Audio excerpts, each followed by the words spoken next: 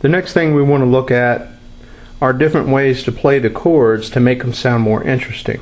When you play all the notes together at the same time, that's called a block chord, B-L-O-C-K, block. And you may want to do that on some songs. In other songs, you might want to use what's called an arpeggio. An arpeggio is when you play the notes of the chord one after the other. And it can be a slow arpeggio or a faster arpeggio. Here's a slow arpeggio.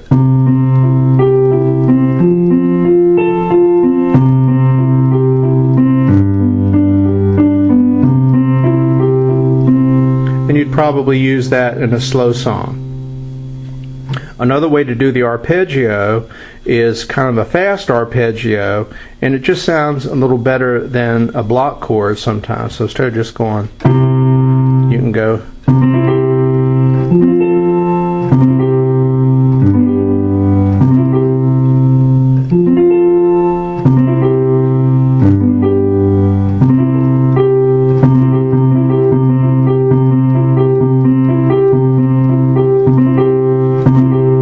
So you're almost doing them at the same time, but there's just a little bit of space in between the notes, and it just spreads the notes out a little bit more.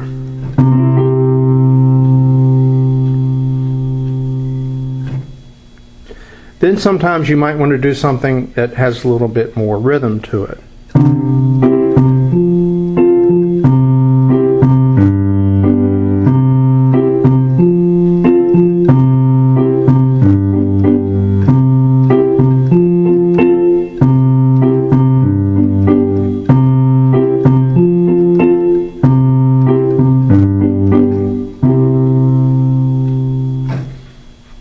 Most of the time when you learn to play keyboard the traditional way, or piano, you're going to learn to play the chords with your left hand and the melody with your right hand.